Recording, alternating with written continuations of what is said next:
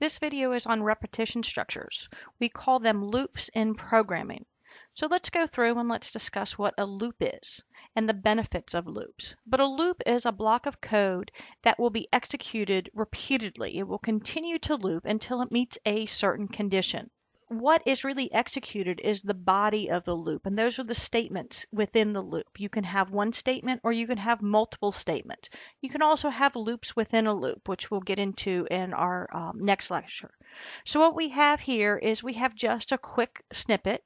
We're going to declare number as integer. We're going to assign that to 0.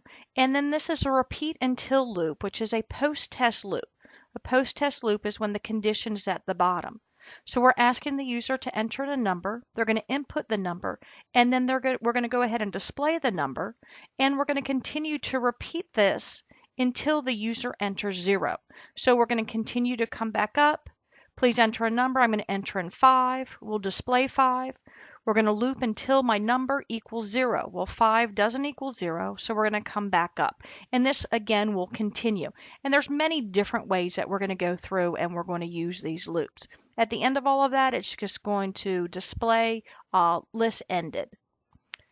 So the book has 4 looping structures that we're going to use during class. Depending on your programming language, there may be a couple more, and some of the syntax may be a little bit different. But loops in general have all of the same meaning through them. So we talked about the repeat until loop.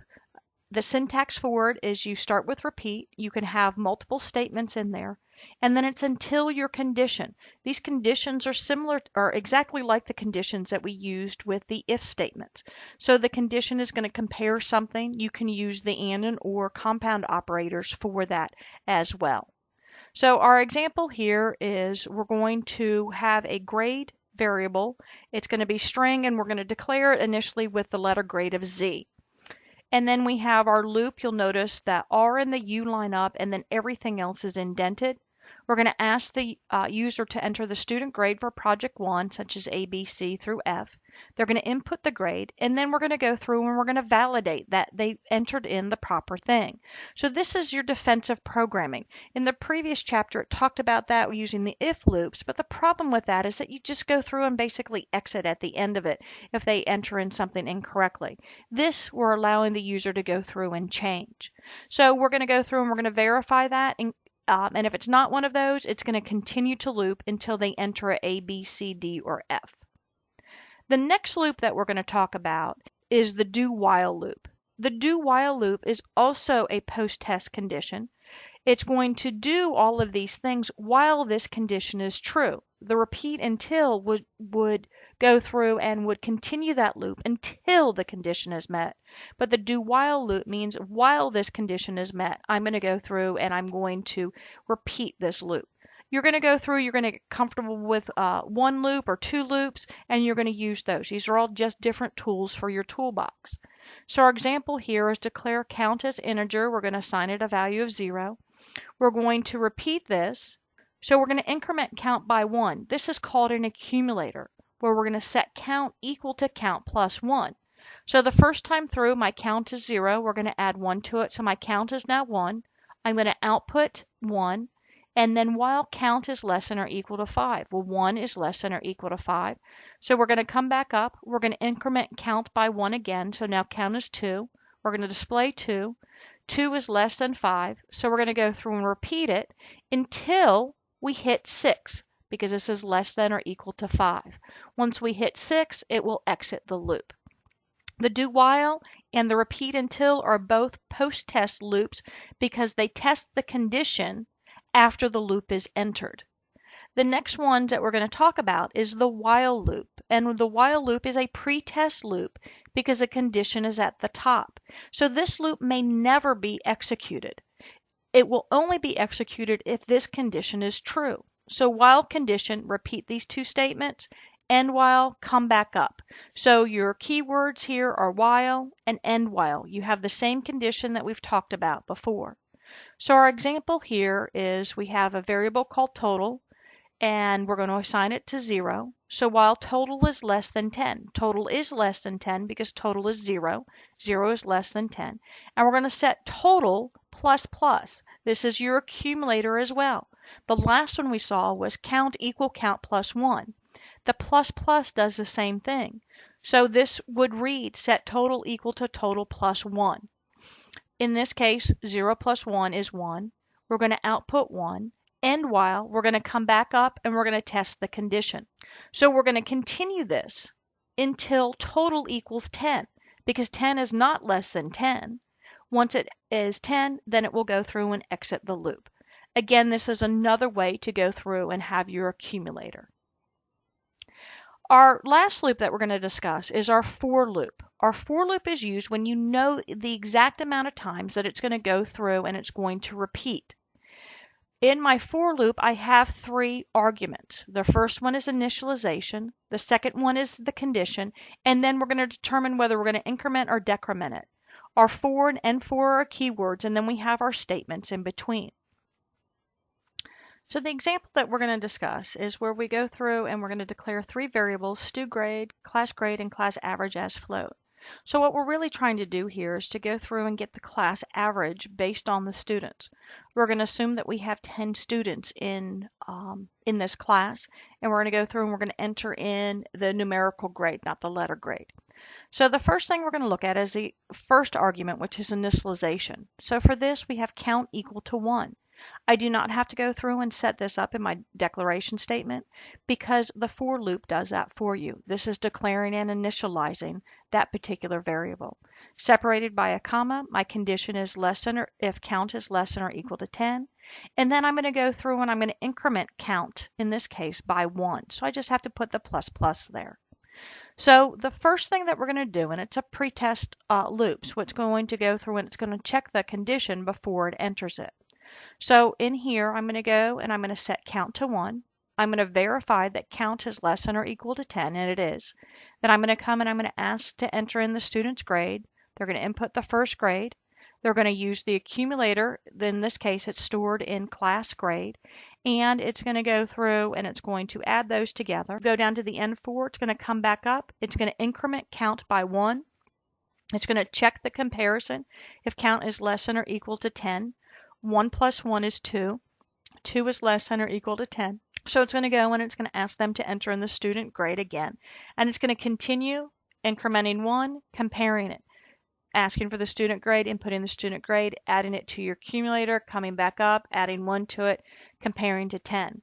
Once it gets to 11, because 11 is not less than or equal to 10, it's going to exit the for loop. And then we need to go and find the class average. So we're going to take class grade, and in this case, we're going to divide it by count minus 1.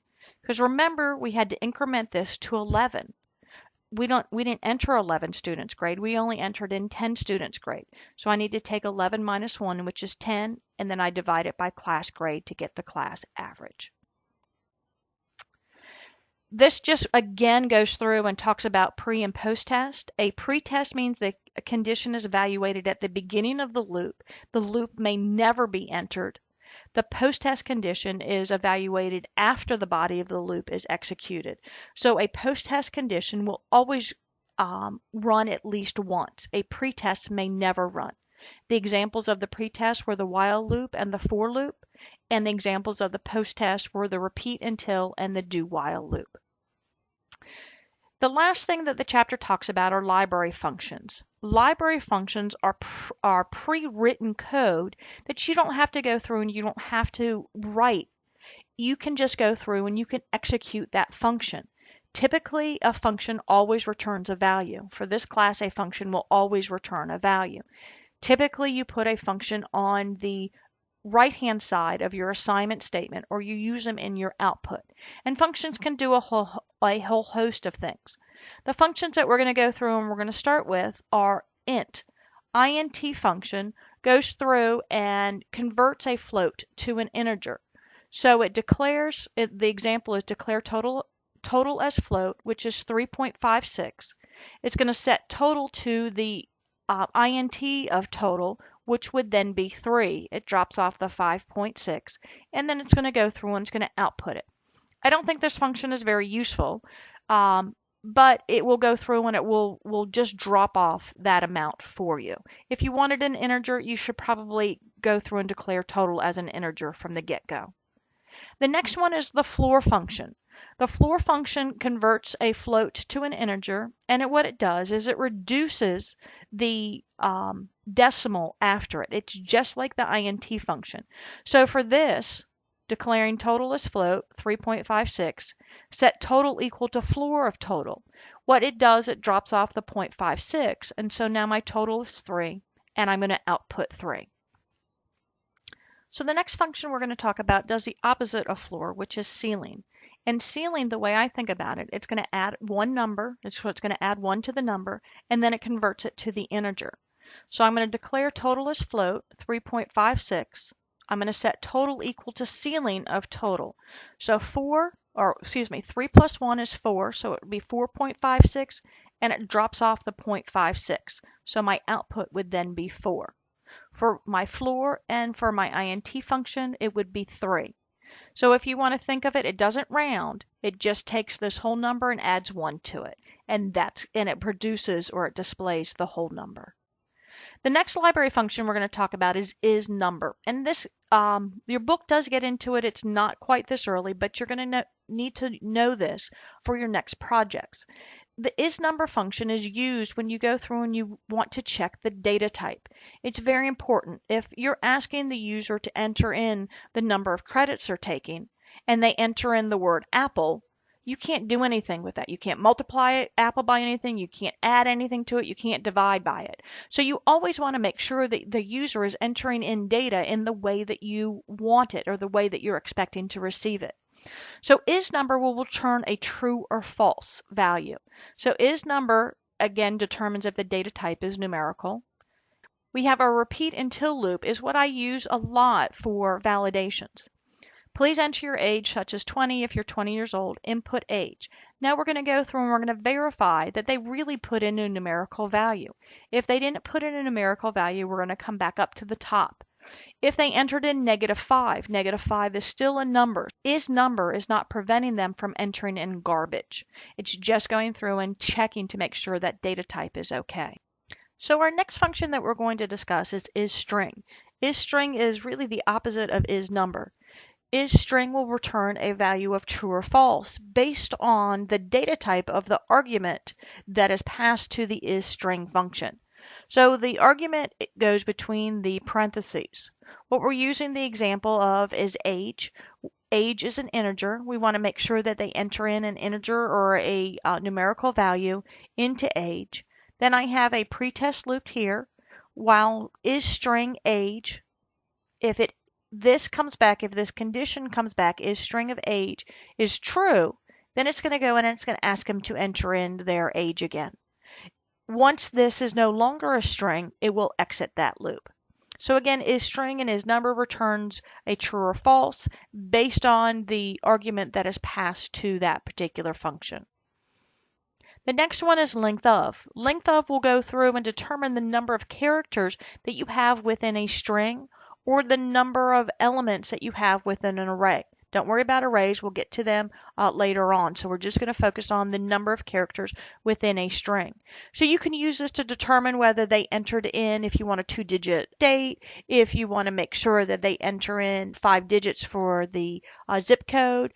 In this case, the example is we want to make sure that they enter in at least 8 characters. So we've used a repeat until loop. The condition is length of password must be greater than or equal to 8. So it's going to take the value that the user entered. It's going to count up those characters. This is going to go, the length of will return a numerical value, and then we can go through and we can compare it to whether it's greater than or 8 or not. The next function, the next two functions are 2 ASCII and 2 character. These are primarily used in Raptor. What every character has is they have an ASCII value associated with it. We can use those numerical values in our conditions, but we have to go through and we have to convert that value into ASCII first. So the example that we have here is a do while.